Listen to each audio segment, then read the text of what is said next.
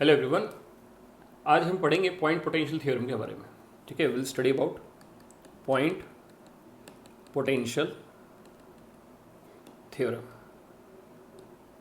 पर point potential theorem को पढ़ने से पहले सबसे पहली बात आपको ये मालूम होना चाहिए कि पोटेंशियल की कंडीशंस को कैसे यूज़ करना है। ठीक है, इसमें बेसिकली हमारे पास में स्टेप 1 होता है to find out same potential points. पहले तो ये निकाल लें। अब सेम पोटेंशियल पॉइंट्स आपके पास में कहाँ आते हैं, क्या आते हैं, समझिएगा। जैसे मेरे पास में एक पॉइंट ए है और एक पॉइंट बी है। ठीक है, अब यहाँ पर देखिएगा इस पॉइंट के बीच में मैंने या तो रेजिस्टेंस लगा रखा है, ठीक है, या फिर मैंने यहाँ पर कुछ कैपेसिटर लगा रखा है। ठीक है, ध्यान दीजिएगा इस पर। ठीक है, या तो मैंने रेजिस्टेंस लगा रखा है, या फिर मैंने कैपेसिटर लगा रखा है, या फिर मैंने इंडक्टर लगा रखा है। ठीक है, तो आमतौर पे 3 तरह के हमारे पास में एलिमेंट्स होते हैं। ठीक है, किसी इलेक्ट्रिकल सर्किट में तो अगर रेजिस्टेंस लगा हुआ है इसका मतलब ये है कि VAB कुछ ना कुछ पोटेंशियल डिफरेंस होगा और इसको बोलते हैं IR। ठीक है, करंट बहेगा। ठीक है, अगर कैपेसिटर लगा रखा है, ठीक है, तो आपको VAB जो कितना होता है Q/C। ठीक है, और इसी तरह से अगर इंडक्टर लगा हुआ है, ठीक है, तो हमारे पास में ये लिखा जाता है I/XL। ठीक है, अगर आपका नहीं पड़ा हुआ है अभी कोई दिक्कत नहीं है। ठीक है, पर ये हमारे पास में लिखा जाता है। तो बात क्या रही, ये बात रही कि अगर 2 पॉइंट्स के बीच में कहीं इस तरह के एलिमेंट्स हैं, इसका मतलब there should be a potential difference between them. ठीक है, तो we can say that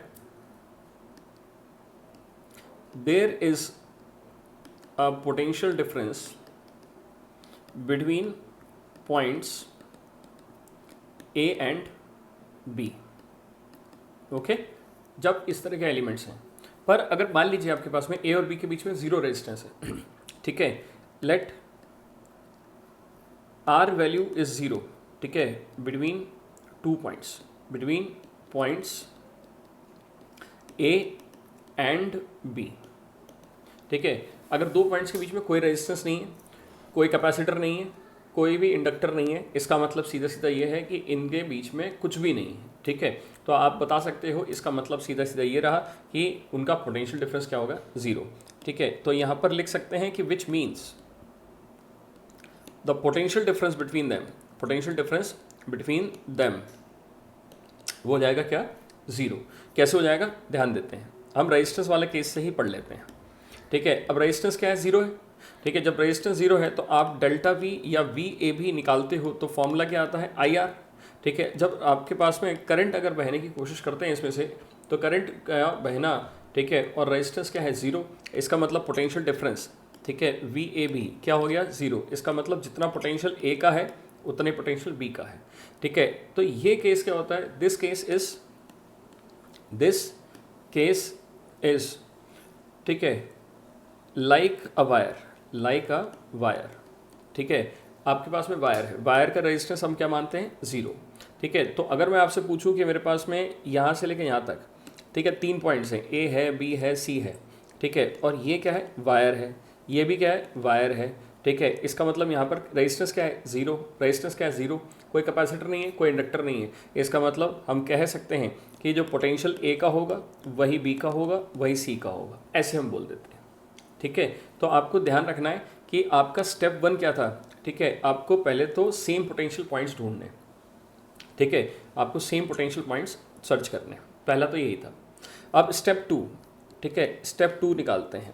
step 2 में करना क्या है, ठीक है, जो सेम पोटेंशियल पॉइंट्स होंगे उनको एक साथ लिख दीजिए। ठीक है, write down same potential points together, इनको एक साथ लिख दीजिए। ठीक है, जब इनको एक साथ लिखेंगे तो क्या होगा, फिर हम सॉल्व कर पाएंगे कि हमें रेजिस्टेंस इक्विवेलेंट निकालना है या कैपेसिटर इक्विवेलेंट निकालना है या फिर इंडक्टर का इक्विवेलेंट निकालना है। ठीक है, तो जो सवाल है हमारे पास में, this is a problem given. ठीक है, हम उसी को उठाते हैं। ठीक है, उसी प्रॉब्लम्स को उठाते हैं। ठीक है, तो ये हमारे पास में ये प्रॉब्लम ऐसी है कुछ। ठीक है, ये प्रॉब्लम ऐसी थी जिसमें हमको दे रखा है कि यहाँ एक रेजिस्टेंस है, यहाँ एक रेजिस्टेंस है और देखिए यहाँ एक रेजिस्टेंस है, ठीक है। ये पॉइंट ए है, ये पॉइंट आपका बी है, ठीक है। ये रेजिस्टेंस आर है, ये रेजिस्टेंस आर है, ये रेजिस्टेंस आर है, क्लियर है, ठीक है। तो आपको आर ए बी निकालना है, ठीक है, इक्विवेलेंट रेजिस्टेंस निकालना है ए और बी के बीच में, ठीक है। तो आपको सबसे पहला काम क्या करना पड़ेगा कि आपको सबसे पहला काम इसके अंदर करना ये पड़ेगा कि जितने भी पॉइंट्स हैं उनके जंक्शन ढूंढिए और उनको नंबरिंग कर दीजिए, ठीक है। जैसे मैंने क्या करना है, मैंने ये जंक्शन ढूंढे, तो ये जंक्शन है, जे जंक्शन है, और ये जंक्शन है, ये जंक्शन है, ये जंक्शन है। जंक्शन का मतलब क्या होता है, जहाँ दो या ज़्यादा, ठीक है, वायर्स मिल रहे हो, ठीक है। जैसे ये क्या है, ये ए बी सी और ये पॉइंट क्या है डी, तो डी यहाँ पर क्या कहलाएगा, जंक्शन कहलाएगा, चौराहा बोल सकते हैं इसको, सर्किल बोल सकते हैं, ठीक है। तो आपको करना क्या पड़ेगा, ठीक है। तो आप अब सॉल्व करने के लिए फिर से स्टेप लगाइए, ठीक है। स्टेप 1, ठीक है, number the junction point, number the junction points, ठीक है। सबसे पहली बात तो नंबर किया जंक्शन पॉइंट्स की, कुछ भी कर दीजिए आप, ठीक है। जैसे अगर हम बात करें ए है, ठीक है, तो ए आपने ले लिया, आप चाहे तो 1 2 3 4 लिख सकते हैं, ठीक, कोई बात नहीं। तो नंबर द जंक्शन पॉइंट्स, तो देखिएगा ये पॉइंट बी है, ठीक है। तो ये पॉइंट अगर बी है तो आप सोचो क्या इस वाली लाइन में कोई भी वायर के अलावा कोई और रेजिस्टेंस लगा हुआ है या फिर कोई कैपेसिटर लगा हुआ है, नहीं। तो जैसे कि हमने ऊपर पढ़ा कि अगर कोई भी एलिमेंट नहीं है तो इसका पोटेंशियल क्या होगा, वही होगा। अब देखो बी से, देखो आप यहाँ पर चलो ऊपर वाले पॉइंट पे, ये क्या है, ये सिंपली एक वायर है, ठीक है। तो वायर का रेजिस्टेंस 0 है, ठीक है। इसका मतलब ये वाला पॉइंट क्या होगा, सेम पोटेंशियल पॉइंट होगा। मगर भाई ये पॉइंट और ये पॉइंट, देखिएगा ये दो पॉइंट ले रहा हूँ, ये पॉइंट और इसमें टिक किया मैंने दूसरा पॉइंट, अगर इन दोनों पॉइंट्स को लूँगा तो आपके पास में ये दिख रहा है कि इन दोनों के बीच में तो रेजिस्टेंस आ गया, इसका मतलब इन दोनों का पोटेंशियल सेम नहीं है। पर आपने वापस देखा कि यहाँ से लेके यहाँ तक गए, फिर वायर आ गया, इसका मतलब इस पॉइंट का भी पोटेंशियल क्या होगा, वही होगा जो बी पे था। फिर देखें तो यहाँ पर भी वायर आ गया, तो इसका मतलब ये वाला पॉइंट भी क्या होगा, ठीक है, बी होगा, और ये वाला पॉइंट का पोटेंशियल भी क्या होगा, बी होगा, ठीक है। तो आपको अब ये चीज़ अगर आ गई तो आपको स्टेप 2 पे चलना है, स्टेप 2 को, ठीक है। Right same potential point together, same potential points together, ठीक है। तो सेम पोटेंशियल पॉइंट आपको टुगेदर रखना है, कैसे, ठीक है। जैसे ए और बी है, देखिए ए है और ये आपके पास में बी है, इन दोनों के बीच में पोटेंशियल निकालना है, मतलब रेजिस्टेंस निकालना है। तो यहाँ से वायर बढ़ा दिया हमने, ठीक है। अब आप देखो कि आपके पास में कितने बी पॉइंट्स हैं, ठीक है, 1 है, 2 है, 3 है, 4 है, 4 बी पॉइंट्स हैं। हम इसको नंबरिंग भी दे सकते थे, ठीक है, इसको हम नंबरिंग भी दे सकते थे, कैसे, मैं इसको दे देता नंबरिंग 1, इसको दे देता 2, इसको दे देता 3, इसको दे देता 4, क्लियर है।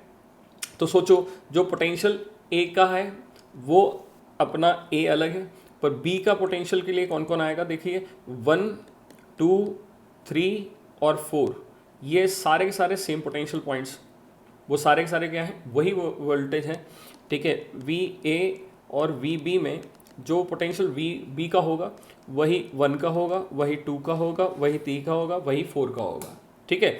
अब आपको करना ये है कि इनके पॉइंट्स के बीच में जहाँ जहाँ रेजिस्टेंस है वो नोट कर दीजिए।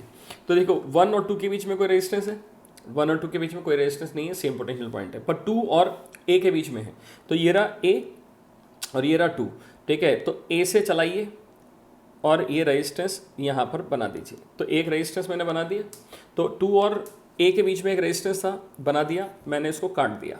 काटते हुए इसलिए चलें जिससे आपको कन्फ्यूज़न ना रहे, आपको ये मार्किंग रहे कि आपने सारे कंप्लीट कर लिए हैं, ठीक है। अब क्या करना है, 3 और ए के बीच में, ठीक है, 3 और ए के बीच में, तो 3 इधर है, ए इधर है, तो एक रेजिस्टेंस यहाँ पर भी आ गया, ठीक है, तो ये आर आ गया, तो इसको भी काट दीजिए।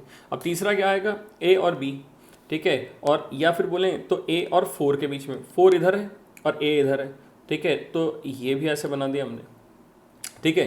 तो आपने जब इस तरह से बनाया तो ये देखिएगा ये तीनों रेजिस्टेंस काय में आ गए, सोचिए ये तीनों रेजिस्टेंस हमारे पास में पैरेलल ऑटोमेटिकली आ गए, ठीक है। अब पैरेलल में आ गए तो आपको R equivalent between A B निकालना है, तो कैसे लिखोगे, 1/r + 1/r + 1/r, इसका मतलब क्या हो गया, 3/r, ठीक है। या आर ए बी कितना होगा आपके पास में, r/3, ये आपका आंसर है। और इस तरह से हम पॉइंट पोटेंशियल की थ्योरी को कैलकुलेट करते हैं। Thank you.